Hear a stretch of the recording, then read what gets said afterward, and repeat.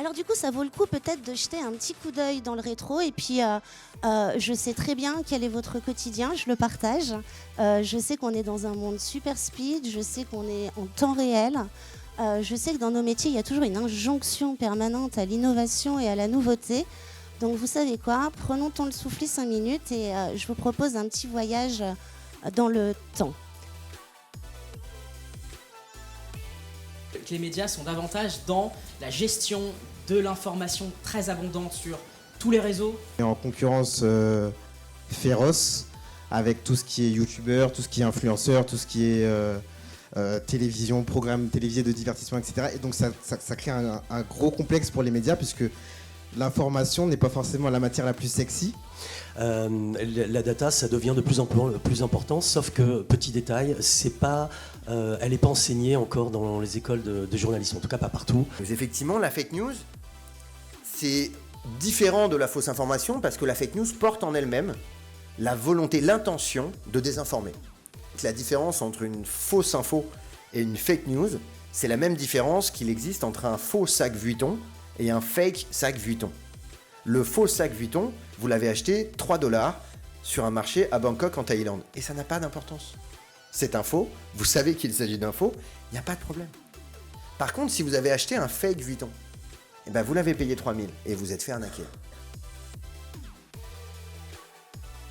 De plus en plus, on conseille à nos clients de travailler avec des influenceurs qui ont passé la certification d'influence responsable. Il y en a 1000 à ce jour qui sont certifiés. Alors c'est pas beaucoup, vous me direz, mais le chiffre grimpe année après année. Ces modèles de langage, cette IA générative qui va faire des phrases est apprise principalement à travers et pour la langue anglaise. Donc avec effectivement, possiblement, les biais en français. Ce qu'on observe, c'est que en fait, les gens qui étaient bons avant sont meilleurs avec de l'IA. Ça va pas transformer des gens pas bons en super experts tout de suite. Donc est-ce qu'il y a une transformation des métiers? Oui, mais j'ai envie de dire, c'est le propre de chaque métier de se réinventer. On ne peut pas faire le même métier pendant 150 ans. On est sur ce marché pour contribuer à ce marché, pour le faire évoluer dans ses pratiques, dans ses moyens, et c'est ce qu'on s'engage à faire, et c'est ce qu'on fait depuis aussi longtemps. Nous serons au rendez-vous majeur pour nos clients. On y va de manière structurée, responsable, pour continuer à assurer à nos clients le développement de leur marque et la protection de leur réputation.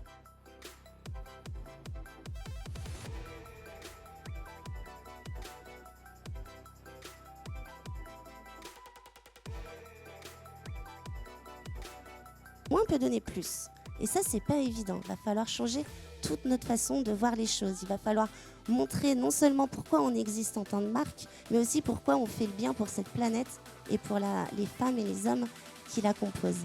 Et ça, c'est un vrai travail qu'on est capable de faire, nous, avec toute notre pédagogie, notre confiance et notre culture. Les gens qui voudront communiquer, envoyer une information vers une audience, que ce soit à propos d'une idée, un projet, une marque, tant qu'il y aura une liberté d'expression finalement de ce type, tant qu'il y aura des audiences avec une liberté d'acheter, de penser, un libre arbitre, il y aura besoin de RP.